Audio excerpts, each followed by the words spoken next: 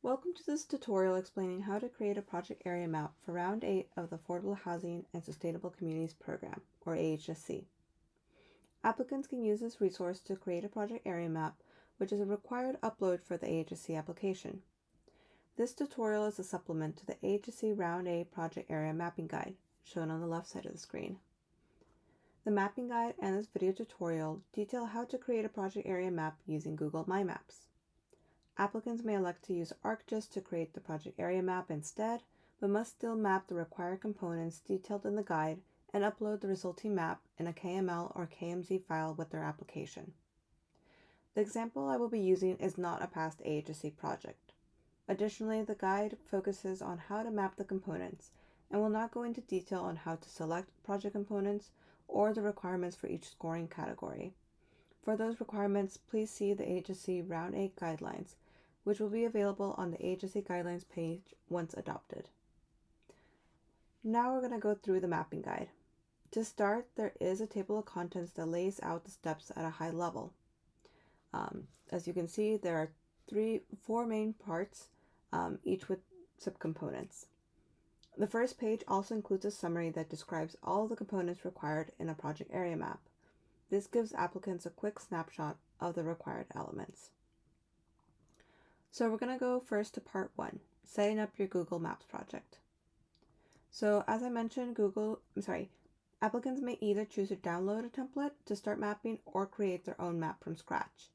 The mapping guide has instructions for both methods, which the video tutorial will cover as well. So first we'll go over how to download the template. So to download the template, you're going to copy the link and paste into your browser. This should pop up, as we have already here, this website. If you're not signed in, you'll see a blue icon on the top right that says sign in. You should go ahead and click that. To know, you can paste this link into any browser, but it's recommended to use Chrome. So once you go ahead and sign in, you can see that you're signed in by the change in icon on the top right. Once you've done that, you're going to go ahead and click the 3 dots to the right of the template name. That will bring a further pop-up, and then you're going to select Copy Map, which is the third option on the list. From there, you can go ahead and edit the template name. So you're going to use the ID number given to you through the portal, and you're going to replace the project name with your AHSC specific project name. Since this is an example, I'll go ahead and put in standard numbers. So I'm going to put 01, and then I'm just going to leave it -project name, but you'll fill it in with your specific AHSC project name. So once you do that, you're going to go ahead and click OK, and that should open up a new window with the template map, including all of the layers, and this template would be available in your Google's account. And you can, again, double check that by checking the icon on the top right. So now we're going to go into how to create your own map from scratch. So to do that, I'm going to go ahead and go to a new tab, and you're going to search Google MyMaps. It should be the first result at the top, so you're going to go ahead and click that. This will bring you to your Google MyMaps account. If you haven't used it before, no maps will appear here. You're going to click Create a New Map, which is typically on the top left side. And you're going to do that. This will bring you to a blank map, and you're going to go ahead and click Untitled Map so you can rename it. And we'll rename it the same way we did in the template, which is, I'm going to scroll down, 01 project name. Again, it would be the ID provided to you through the application portal and the project name, which is your AHSC specific project name. I'm going to press save. Then we're going to go ahead and add the 3 layers that are indicated. So the first one would be base layer. I'm going to click the first untitled layer. That will allow me to rename it, and I'm going to go ahead and rename base layer. Then press save. To add a new layer, I'm going to click Add Layer, which is the first button underneath the title. Then I'll go ahead and rename that one by clicking on it and then renaming as indicated AHSC funded components layer.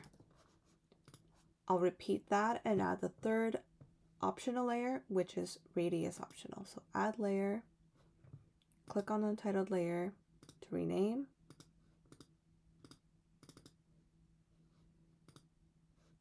If that doesn't work, you can always go ahead and click the 3 buttons to the right side. And name it radius optional.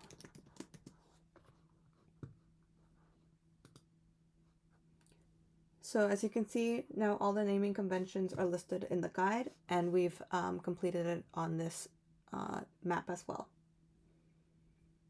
So now on to part 2, general instructions for mapping components.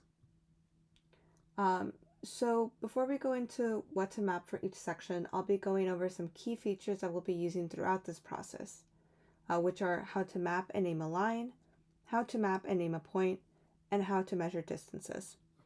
So I have already an example template we can use. For right now, I'm going to X out of the previous one so we don't get confused. I'll leave that one for now. So how to map and name a line. First, you're going to click the Draw a Line button. This is the 5th button underneath the address bar. So right over here. That brings up a further pop-up which says Add a Line or Shape. I'm going to go ahead and click that. This turns your cursor into a little plus sign, and you're going to move that to the start of your improvement. So let us suppose we have an improvement that is along Taylor Street from Northwestern Avenue all the way to Railroad Avenue.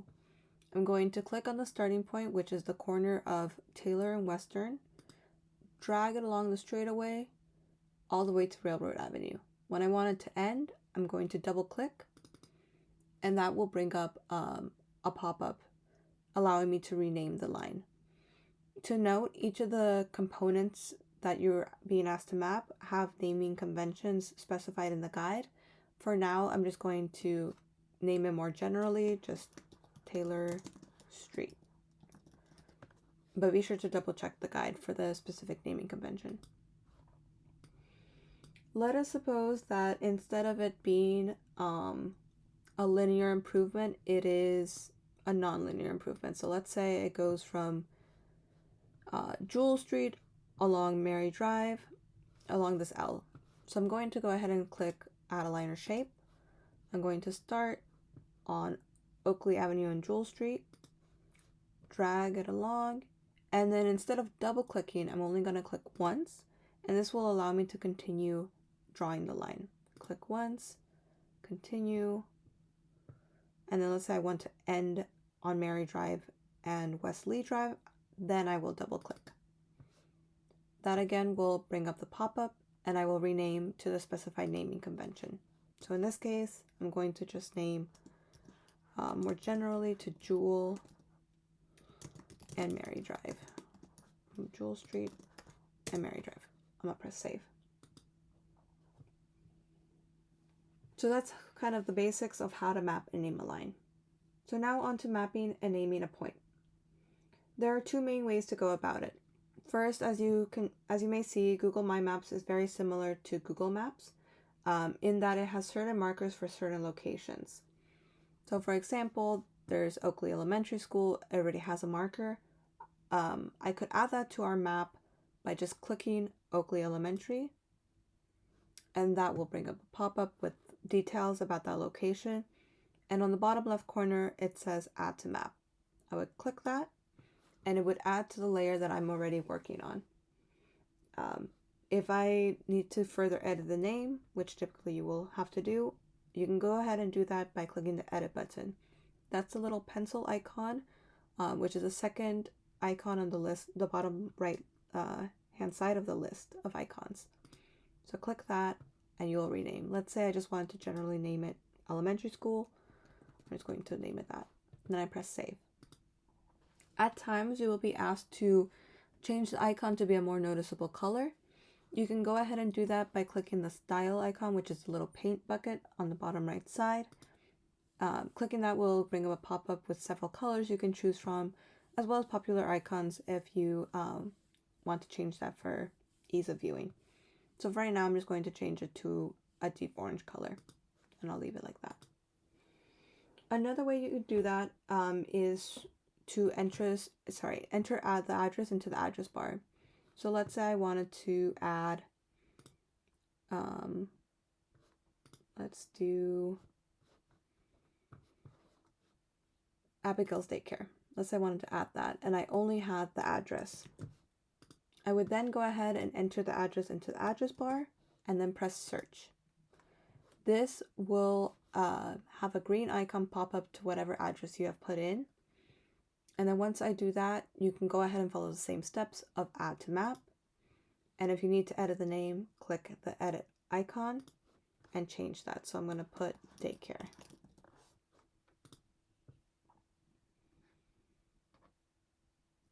So those are kind of the basics of how to map and name a point. So lastly, before we go into mapping the AHSC components, I'm going to go over how to measure distances. This is a useful tool to kind of help double check distances, as many of the components will have to be within a certain distance of your affordable housing development or transportation improvements. So the measure tool is the last icon underneath the address bar. It's a little ruler icon. You can measure both linearly and non-linearly. So if I go ahead and click that, it's very similar to mapping a line in that you click once and you can, drag along whichever way. And as you can see, as I'm dragging it along, it's changing distances. So that I could use it very visually, like, oh, okay, as the bird flies, this is, within half a mile. If I wanted to use it as a guide as I'm perhaps drawing a line, I could double click and the measured distance still stays there. And then I could go ahead and draw a line while the measured distance still stays there.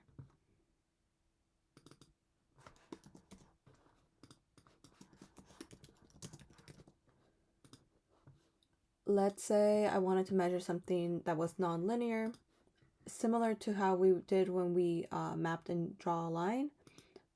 I'll click once and then drag along a new path. Click once, drag along a new path, click once, drag along, and if I wanted to end there, that's when I double click.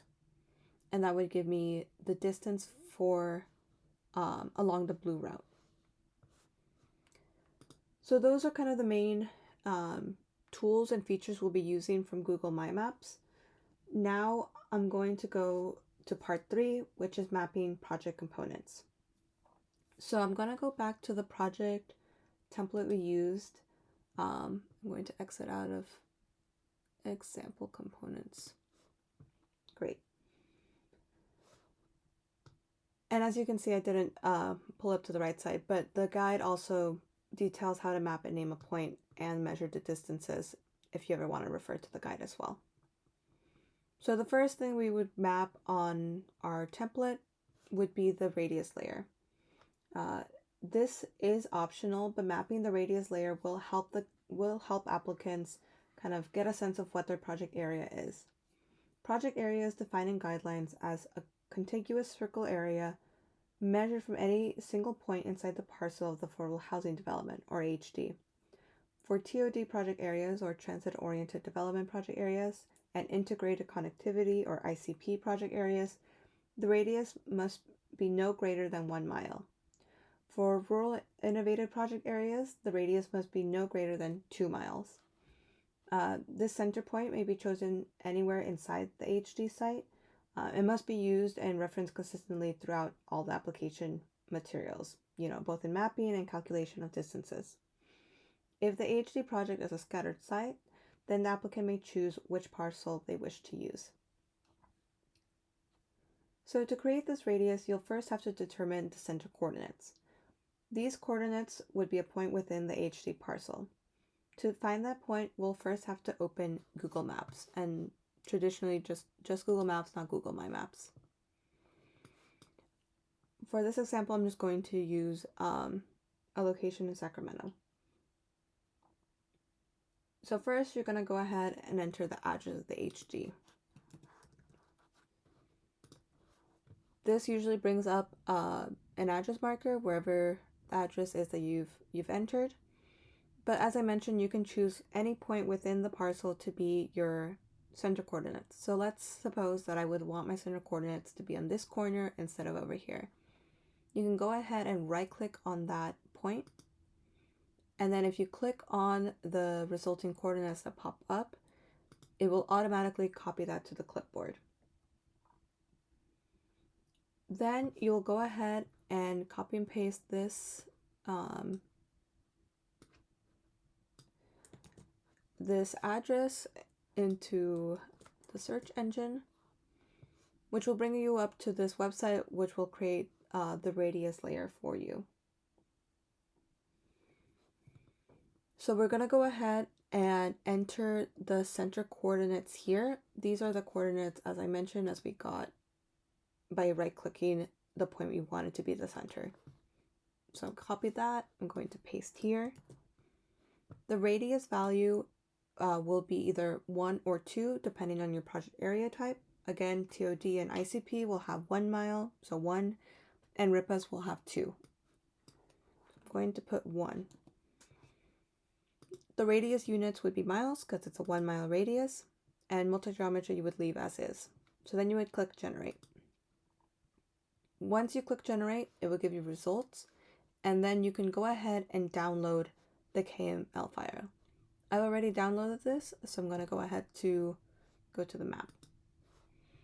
So on your template map, underneath radius, there's a little import button. You would press import, and then you would drag or upload the file that was downloaded from the circuit generator. Once you do that, and you go ahead and click OK, it will populate this. So instead of, as you can see, the radius layer was renamed KML Workbench. If you click on that title name, you can go ahead and rename it, or you can leave as is. Just to make things clear, I'm going to rename radius layer.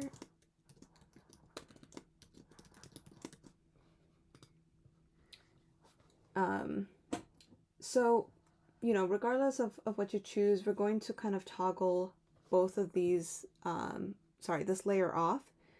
And this is so that we don't accidentally move the layers, because this is movable. So as we're going along, I can toggle it off and on to make sure the improvements are within the project area.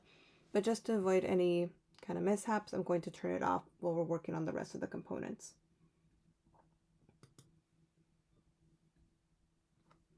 So after that, we're going to go ahead and edit the base layer. So to add components to a specific layer, we're going to be sure to click on that layer. As you can see, when I've selected a layer to edit, there is a light blue bar on the left side of that layer. If I wanted to edit the AHSC funded components layer, I would click that, and the blue line would appear there as well. So be sure that you're working on the correct layer. There is a way to move things between layers, and I'll go ahead and show that at the end. But for now, I'm just going to work on the base layer.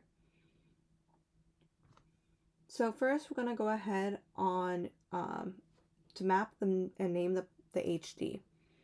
So the HD point should be the point that we've used for the center coordinates. So I'm going to go ahead and make sure I'm using the correct one. I'm going to enter it there. And then as you can see, since we entered it in the address bar, a green icon appeared. I'm going to click that and press Add to Map. Once I do that, I'm going to go ahead and rename it to the naming convention, which is HD:project name. Again, this would be your AHSC specific project name, but since this is an example, I'm just going to leave it as project name.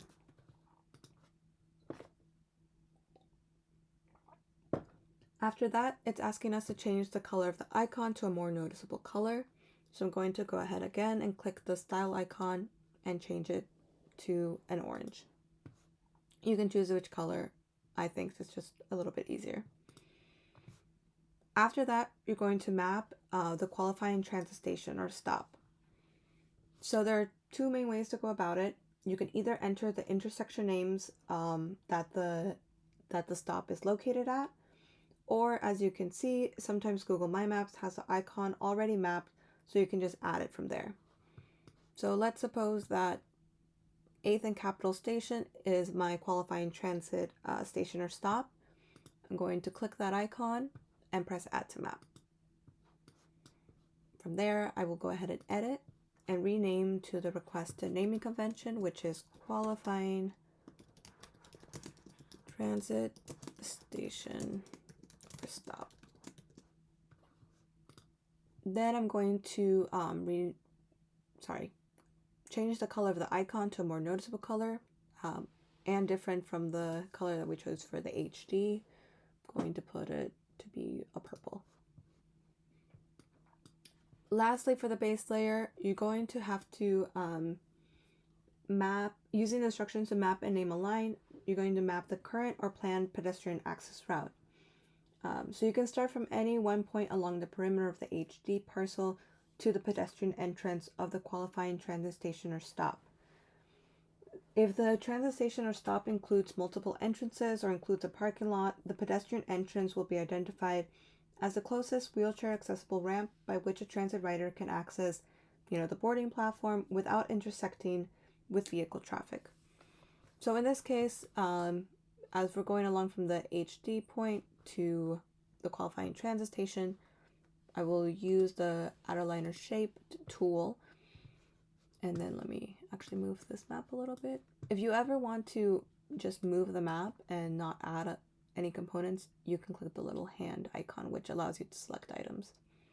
So once I've adjusted that, I'm going to go ahead and add a liner shape. Let's say I do want to start from this part of the parcel. Click once, since I'm going to be dragging along multiple ways. Click once, click once, click once, click once.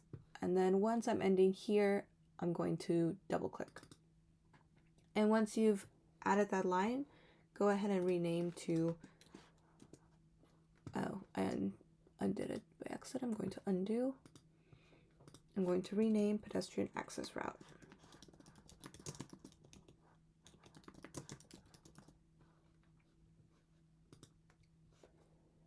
And that's essentially it for the base layer. So next we're going to go onto the AHSC funded components layer. So again, I'm going to click that layer to make sure I'm editing it. And we're going to add the components in the same order it appears in the guide. It's suggested to follow the order as the guide tries to take into account components you may have already added and adapts the naming conventions as such. No worries if you go out of order, just be sure to double check the naming conventions so you're naming it properly. So first we're going to map the traffic calming measures. Eligible traffic calming measures are listed in the guidelines or the AHSC GHG benefits calculator quantification manual published by the California Air Resources Board. Most typically, these calming measures are represented by points, but you may also use instructions on mapping and naming a line if needed. And these are the HD traffic calming measures. So these are measures within a half mile of the HD. So let's suppose that we have a curb extension on the corner of N and 10th Street. I'm going to go ahead and use the add a marker option. And you could do that, or you can enter the intersections into the address bar and have a marker appear there. But if you're ever just needing to put a marker, the add a marker tool is right there. So I'm going to go ahead and place it on this corner. And then I'm going to rename that to the requested naming convention. So HD traffic calming measure. And since it's a curb extension, I'm going to name it curb extension. Press save. So let's suppose that my next traffic calming measure is lane narrowing. So I'm going to do that along 9th Street between N and O. I'm going to use the instructions on drawing a line. I'm going to start at N Street, drag it along 9th, and double click when I get to O Street. Double click when I get to O Street. I will then rename that HD traffic calming measure lane narrowing. So you go ahead and repeat that as many times as you need for the HD traffic calming measures. So next we're going to map the bikeways that are AHSC funded. So first, map the bikeways that are listed on the Active Transportation tab of the GHG Benefits Calculator tool. So this is a quick snapshot. Typically they have a name or location here. We're going to be using that when we're naming stuff for the components layer. So for example, let's say that there is a class 4 bikeway on 10th Street between P and N. I do want to point out for class 1 and class 4 paths, we're asking each lane mile to be mapped individually. So for example, if it's going both directions, it would be direction A and direction B. So in this case, I'm going along 10th. I'm going to add a line of shape, start along N Street, drag it along 10th, and end at P. I'm going to double click. I'm going to rename that as requested here,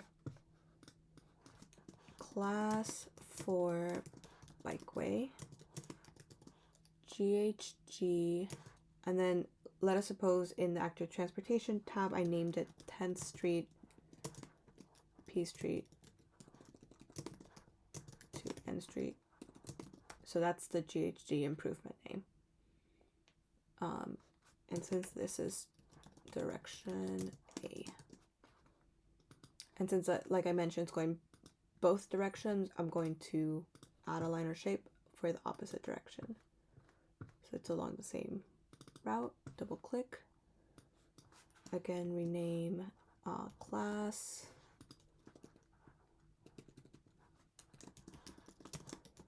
for bikeway, GHG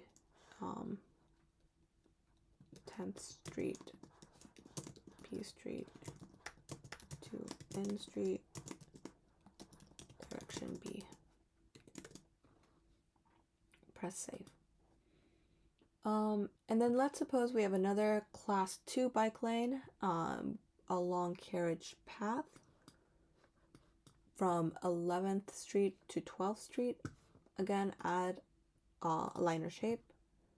I'm going to click once, go down here and double click.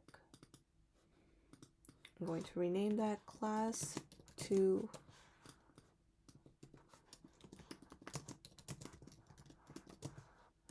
GHG carriage path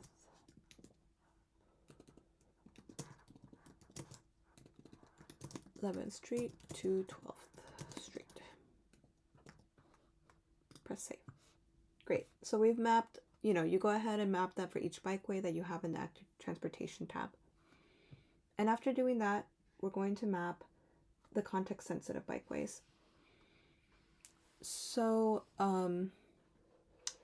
if the context sensitive bikeway that you're claiming for example, section 107 QPS A1 points, let's say that these two bikeways, class 4 bikeways, are context sensitive, you're just going to go ahead and add the acronym CSB, context sensitive bikeway, to the beginning of that.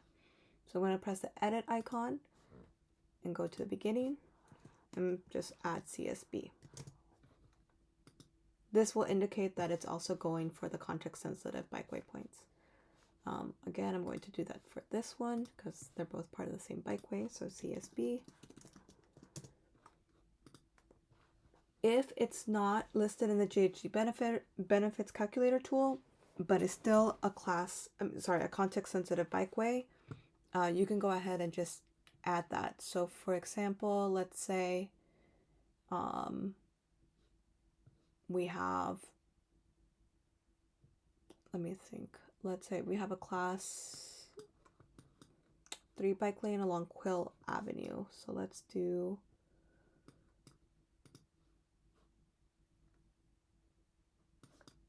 or let's say along Neighbors Alley. We have a class 3. Unless I can find Quill Avenue. Okay, Neighbors Alley. I'm going to add a line and start from 9th Street, go all the way to 10th. Let's say it's just along this little section of, actually let's go all the way to 11th Street. So along this stretch of Neighbors Alley, I'm going to double click. And then I'm going to rename that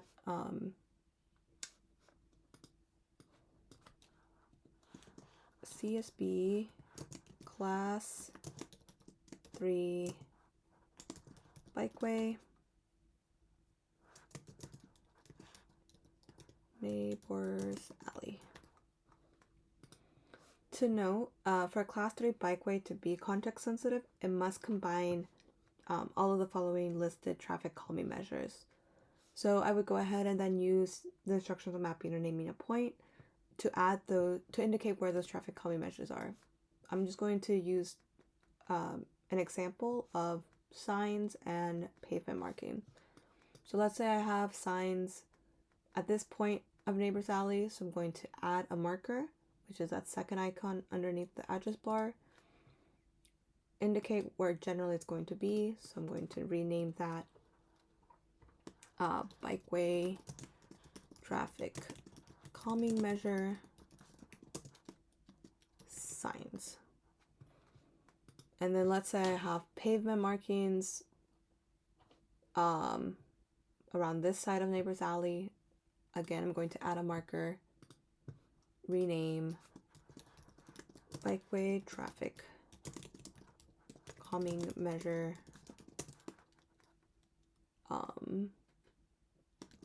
pavement markings. Press save. So you go ahead and do that for each of the indicated traffic calming measures. So next, if you have a bikeway that it's not context sensitive or not listed in the JHG benefits calculator tool, you will still go ahead and map it if it's AHSC funded. So let's suppose that, let's suppose that there is a bikeway that is not context sensitive but AHSC funded and not in the JHG calculator along Q Street from 9th to 10th. I'm going to add a line, drag it along Q, double click when I end, and rename that non-CSB class, let's say, again, this is a class 2 bikeway, Q Street. If there's ever a time you have a bikeway that's, not only along one street, you can just rename it to the street it's most prominently on. I think that's a good rule of thumb. So after doing that, if you're going for the bikeway connectivity points, so essentially if you have a context sensitive bikeway that is AHSC funded, that it's connecting to an existing bikeway, you're going to go ahead and map that existing bikeway. So in this case, we had the class 4 bikeways that were context sensitive. Let's suppose that there's an existing bikeway on P Street from 9th to 11th, or, along P Street, but I just need to map a portion of it that touches the context sensitive bikeway. So I'm going to add a line or shape, go ahead and just drag it along there just to show that it does intersect. I'm going to rename that existing bikeway P Street. And that just makes it clear that there is an existing bikeway that is intersecting with the context sensitive one. So after that, we're going to go ahead and map the walkways. So first, we're going to map the walkways listed in the Active Transportation tab of the JHG Benefits Calculator tool. So let's say that first we have JHG Walkways on 13th Street from L to J. So over here, I'm going to add a line or shape, start here, and then kind of indicate where it's going. As you can see, I clicked once so that I could drag it along the little curve. Double click when I end. And then I'm going to rename that 13th Street - Walkway GHG improvement way. So I'm gonna, this would be the name of the improvement in the calculator. For now, I'm just going to suppose it's going to be, let's see, usually it's project specific, but for right now, I'm just going to leave it as walkway. Press save. And then let's say, in addition to that, there is another walkway on Condos Ave from 12th to 13th. Going to go ahead and add a line. Click once, drag along that straightaway, double click, and then again rename to edit.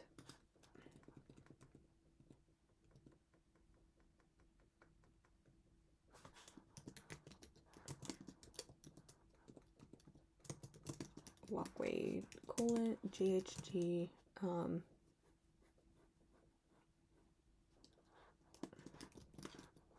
again, this would be project specific, but for now I'm keeping it general. Press save. All right, so you would go ahead and do that for each of the walkways listed in the GHG calculator tool. Let's suppose that those were the only two. And then I'm going to go ahead and map the safe and accessible walkways that we're claiming for Section 107 QPS A3 points. So, for those points, they can be improvements along a path that, makes the entire path a safe and accessible walkway. You don't have to map each of the distances that will be improved. Just map the entire distance that will be improved and be made a safe and accessible walkway. If, one of the GHG walkways that is listed is also a safe and accessible walkway, you can go ahead and just add the acronym SAW in front of it. So let's say this Condos Avenue walkway is an entire new safe and accessible walkway. We're adding it. I would go ahead and press the edit icon and add the acronym SAW.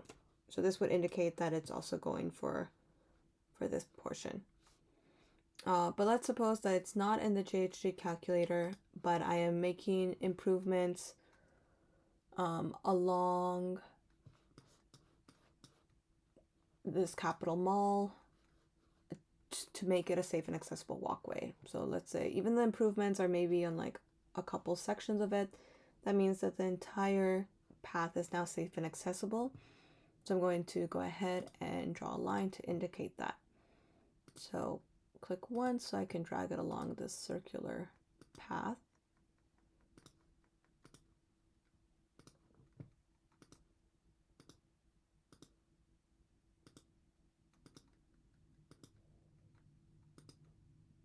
Then double click when I end. And then I can go ahead and rename that, since it's not in the GHG one, to just the acronym SAW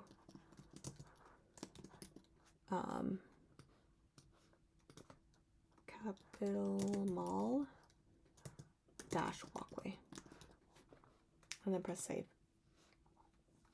So you'll go ahead and do that and then rename, either rename the GHG ones or add them and rename to safe and accessible walkway street -walkway. So after doing that, we're going to go ahead and map the gap closure. So if you're going for points under Section 107 QPS A4 or gap closure, we're going to map the segment of continuous linear feet of new pedestrian facilities where none exist at the time of application that the project is creating. To be considered continuous, the distance of the new facility should be represented by one singular, unbroken, and unduplicated line. If this line has already been mapped either through the GHG benefits calculator tool or the safe accessible walkways, we're going to go ahead and add the phrase gap closure to the beginning of that. So for example, Condos Avenue, let's say that one was also the gap closure. Let's say that was an entirely new pedestrian facility where none existed at the time of application. I'm going to edit that name and add the phrase gap closure. And then press save.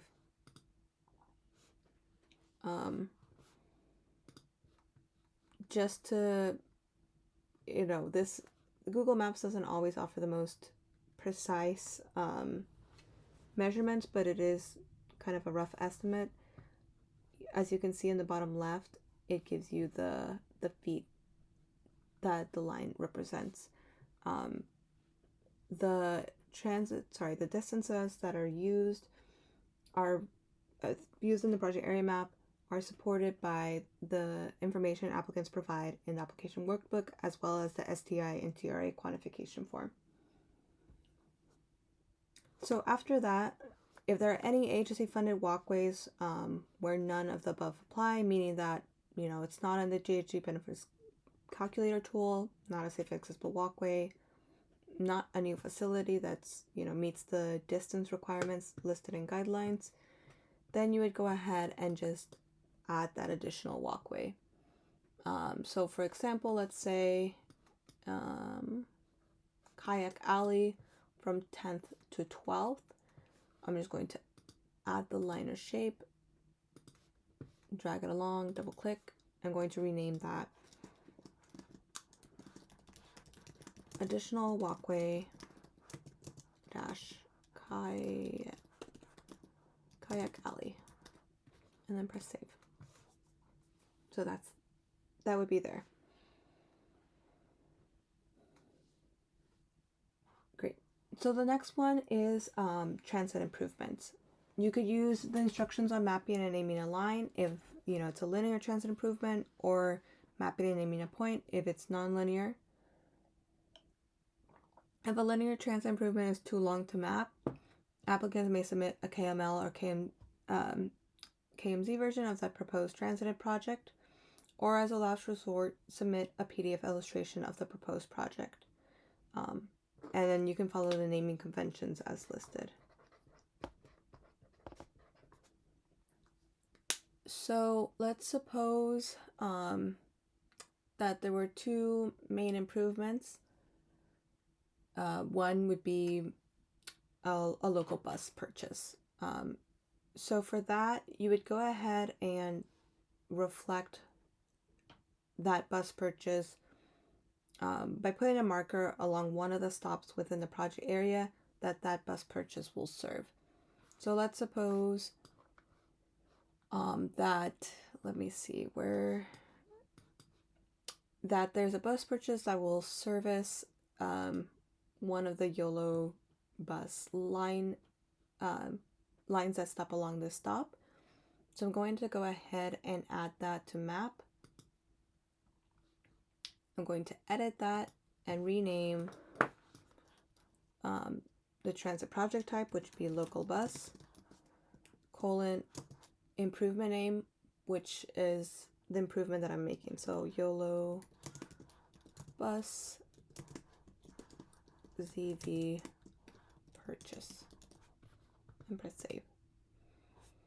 Now let's suppose that my other GHG transit improvement is a capital improvement. This is infrastructure or equipment improvements other than vehicle purchases. And let's say I am making a capital improvement to 8th and O Street, the 8th and O Street stop. I'm going to go ahead and click that, add to map, edit, and rename capital improvement, since that's the type of improvement. I would provide a short description of the improvement, but for now, as an example, I'm going to just write improvement. And then 8th and Go Street.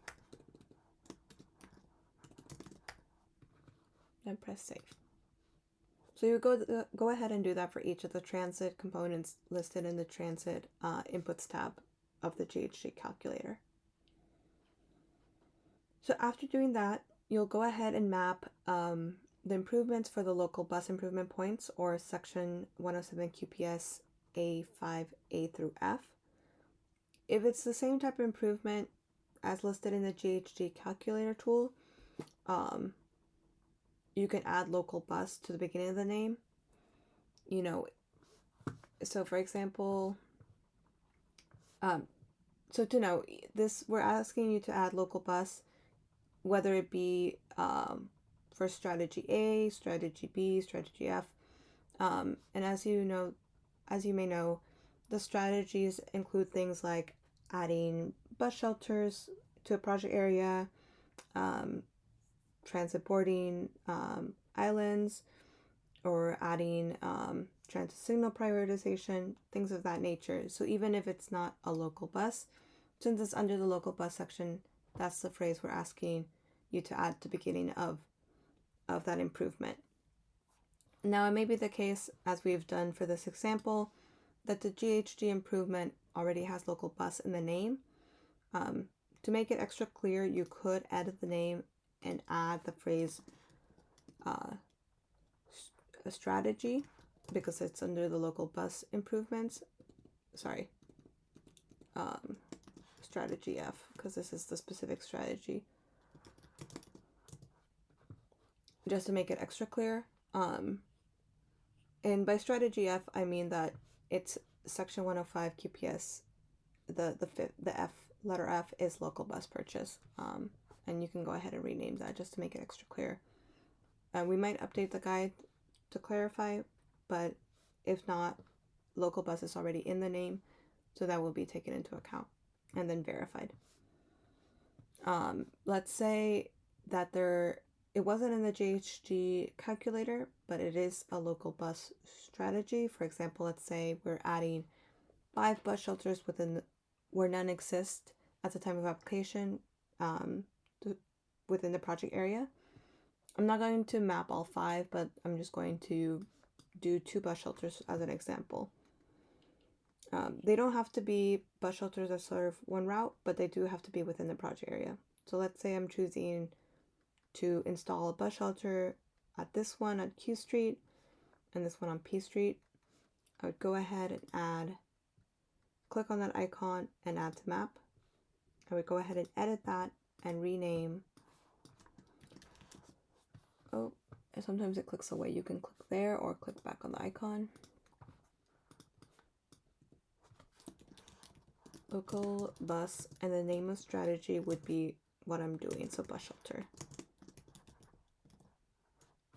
Press save. And then let's say I'm doing it here. Add to map.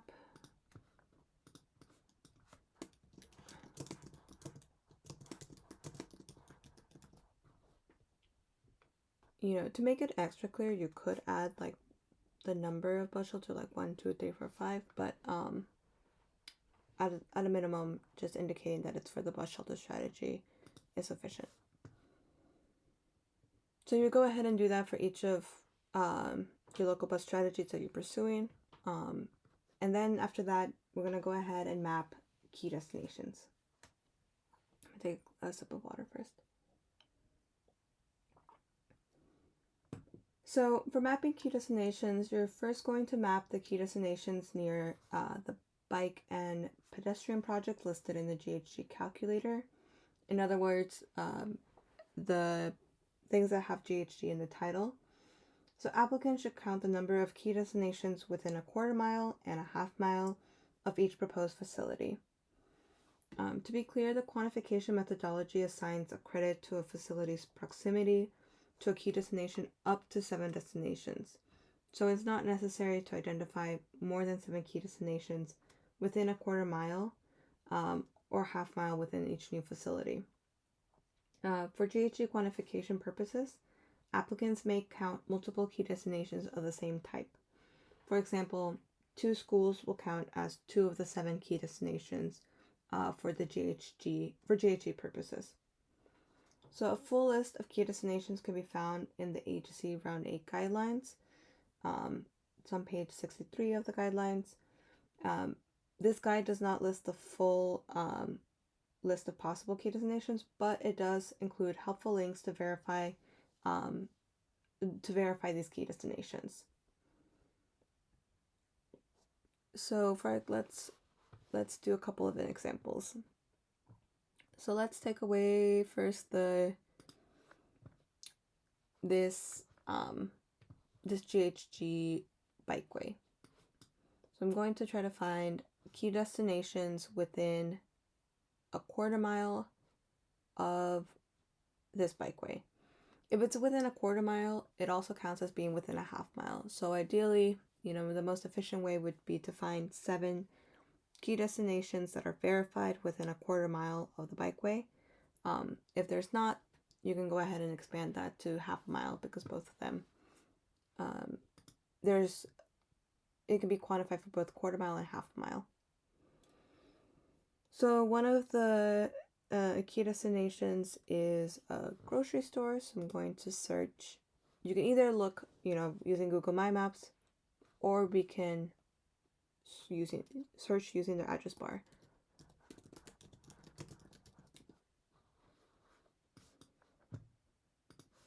So I'm going to then use the measure tool and see if any of the green icons that popped up are within a half mile of this bikeway.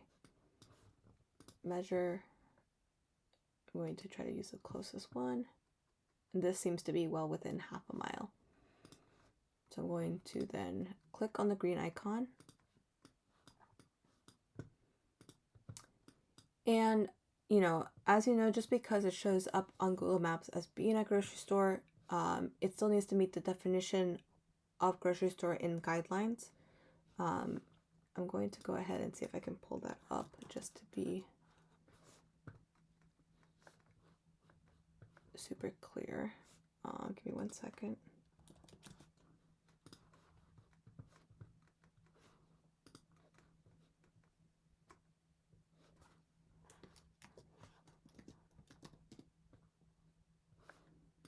So as you can see here, this lists out the full definition of each of the key destinations.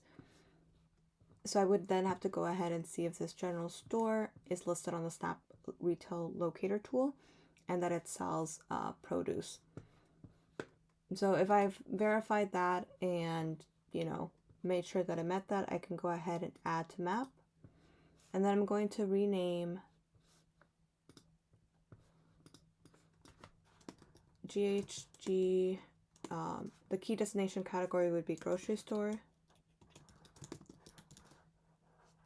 colon, it's within only a half mile, so I'm going to say 0.50 miles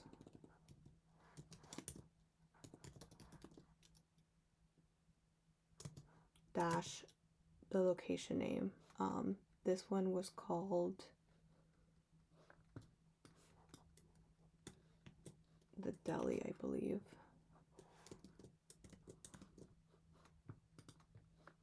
General store and deli. So I'm going to dash general store and deli.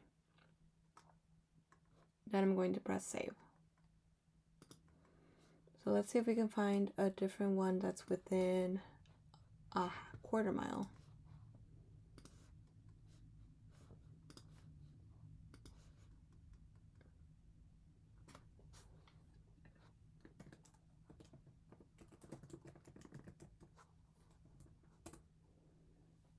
So this is less than 1,300 feet, which is, or approximately a quarter mile. This is, for example purposes, I'm going to use this one, but Dropbox would still need to meet the, still be listed on the USPS service locator tool. But let's suppose I double checked it and it did. I would go ahead and click that icon, add to map, and then go ahead and edit the name to match the naming convention. So this would be within a quarter mile and a half mile. I would rename GHG post office colon 0.25 and 0.50 dash USPS, and then press save. So I go ahead and do that for each of the bikeways and walkways. So for example, if I had, where's my walkway? My walkways are over here. I would go ahead and try to find some key destinations around here.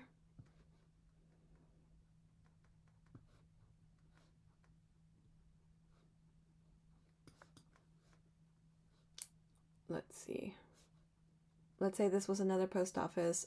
Again, it would have to verify that it's a USPS location that shows up on the locator tool. I could go ahead and add that to map and then rename GHG post office colon 0.25 and 0.50 dash USPS, and then press save. If your bikeways and walkways are close enough to each other and there's that same key destination between both of them, it would count for both. But these are a little, so for example, this bikeway over here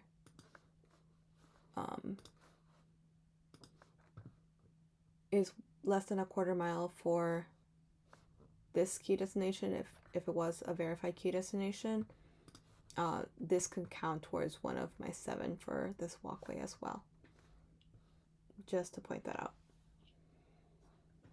Great. After doing that for the GHG key destinations, we're going to map the QPS key destinations.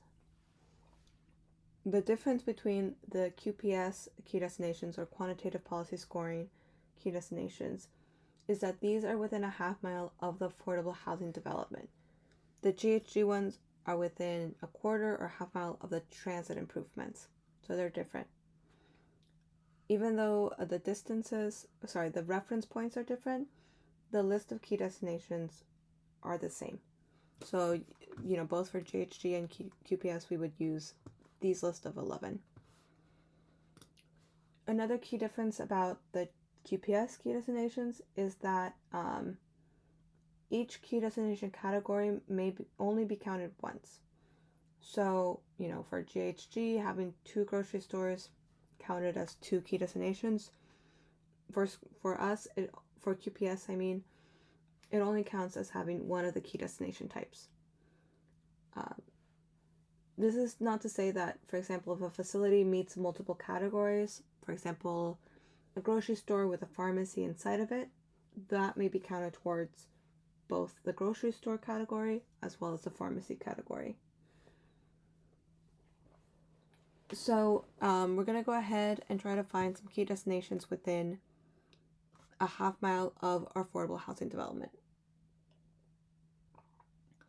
So affordable housing development, again, is this orange icon. If some of the GHG key destinations are within a half mile of your HD already, so we had this grocery store, we had this post office, I can go ahead and double check if this post office is within a half mile. I'm going to click my HD icon, drag it along. I can see that this is within a quarter mile, so this works. And this other location is within a half mile as well. So this one is a grocery store and this one is a post office. Each of them a unique key destination category, so I can go ahead and count that as a key destination for my HD as well. So I'm going to edit and rename, but just add the acronym QPS to the beginning of it. So QPS. That indicates that it goes for both the QPS key destination as well as the GHG. I'm going to go ahead and do that for this one as well.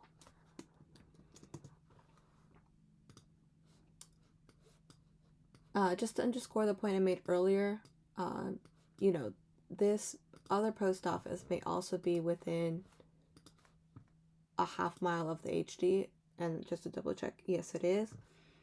But, you know, I wouldn't necessarily add QPS to it because it's multiple of the same category. So it wouldn't count towards QPS if this post office has already been verified. So if I'm sure about this one, I can go ahead and just count that as my post office key destination. If there are any other key destinations that are within a half mile of the HD that I have not mapped for the JHG, let's say this childcare center,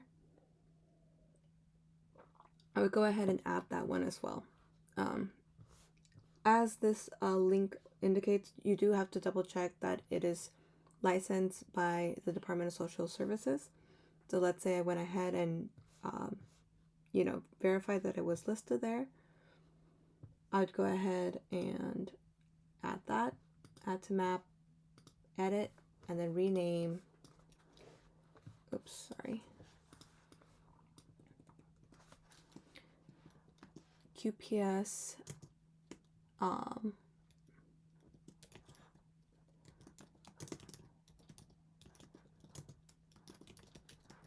QPS childcare facility, and then I would rename to the name Forever Young Childcare Center. So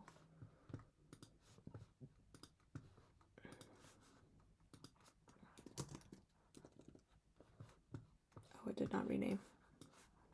Okay, QPS.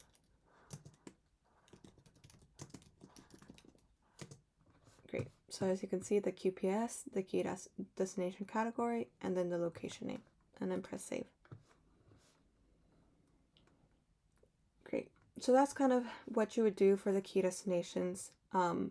Really quickly, I'm going to go through each of these links just to show you how they could be used. So Snap Retail Locator tool.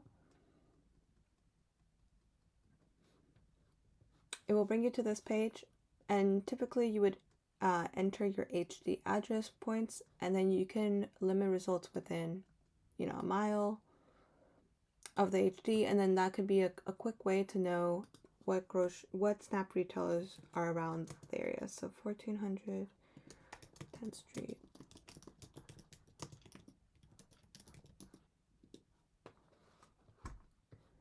So this gives me a quick snapshot of the Snap retailers within the area. As I mentioned, I would then have to make sure that they have produce at that store. So as we can see here, the general store and deli is actually on that list. So that's one of the components of that.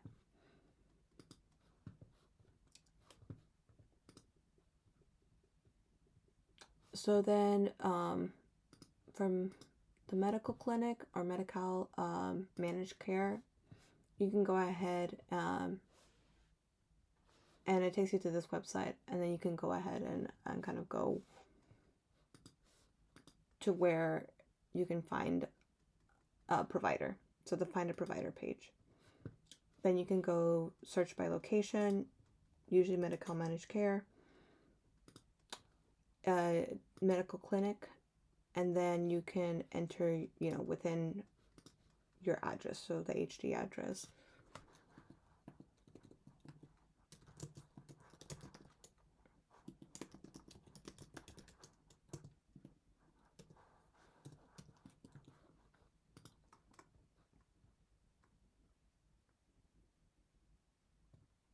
And then I like to view a map, but you could also view it on a listed version as well.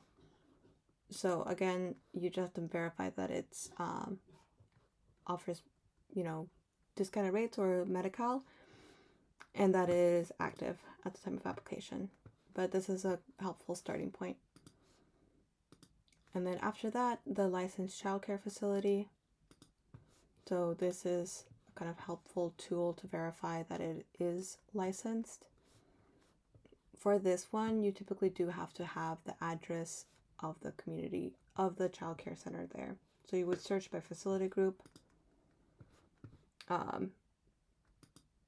And then let's say for this one, you want just a childcare center. You could start your search by zip code. And if it's not there, then you would just change the category, because it could be an infant center. And then you can, this one does not have a map view, unfortunately, so you would have to go by the addresses and see which one might be close to your HD site. If you already have the address and you if you already know if it's an infant center or preschool, childcare, you can go ahead and enter the street and city and the facility type, and that would give you the list that matches that. And if it has a facility number and is active, then it is verified by the Department of Social Services. So as I can see here, if I press view, it says that it's licensed, status licensed. Next, for public elementary schools, you could use this website. Typically you enter the name of, whatever school it is. So let me see if I have a elementary school to test out.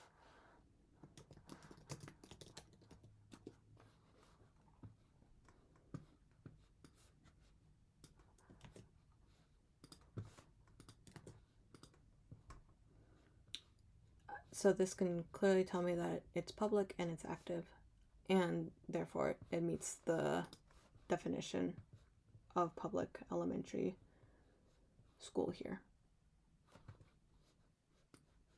as indicated by the Department of Education. And then lastly, as I mentioned, for post office, we use the USPS locator tool. And again, this one you would enter your zip code, your address, and then you would look within a certain mile, and that would give you locations.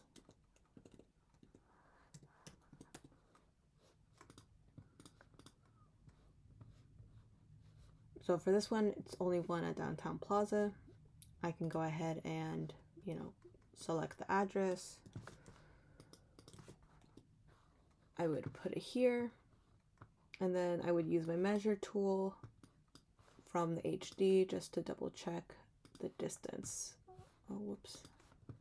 Click once. This is within a half mile, so then I would feel comfortable about clicking that and adding to map. I would rename, I believe it's just by the QPS, by the HD, but let me double check if it meets the GHG. So as you can see, I'm measuring from the bikeway, and over here it is within a half mile. So it would count for both the bikeway and for my HD site.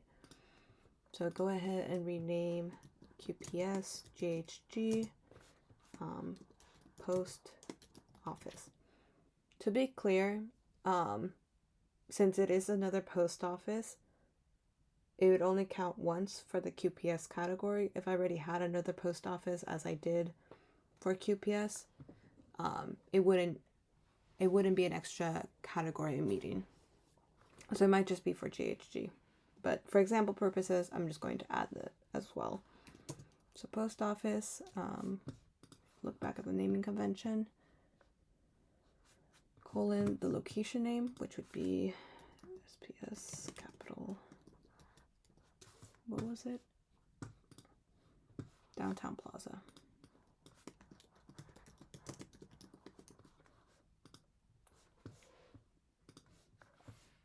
Oh, you see, I forgot the half mile. So GHG, so it was just for GHG. US GHG, the key destination category is post office, and it's within a half mile dash location name.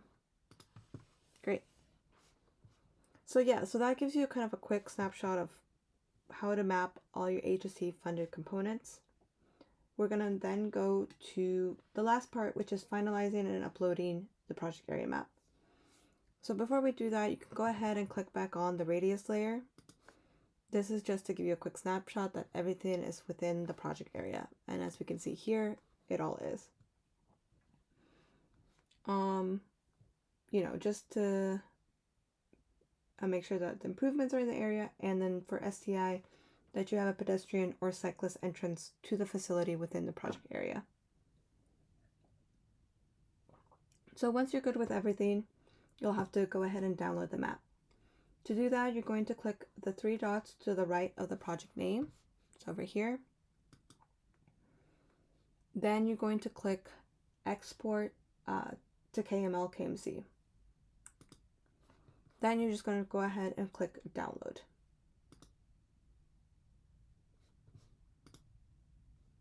The download will be the same name that your project name has. Now, if you've downloaded the file more than one time, it will indicate such, but otherwise it should match that name. So then you can take that file and upload it to the application portal. And that's that. If you have any questions, know that we'll be publishing a question and answer document on our guidelines page in early January of 2024. This would be a forum for applicants to submit questions related to the AHSC Round 8 guidelines and application materials. To be kept up to date on Round 8 and the AHSC program, please sign up for our updates and announcement list. And you can find that under e-lists over here. You would sign up under the AHSC page. If you have any questions, go ahead, and for any general questions, you can email us at ahsc@sgc.ca.gov. But note that any guideline or application related questions should be submitted via our question and answer form once that is public. Thank you again for tuning into this video tutorial on how to create a project area map for Round 8 of AHSC.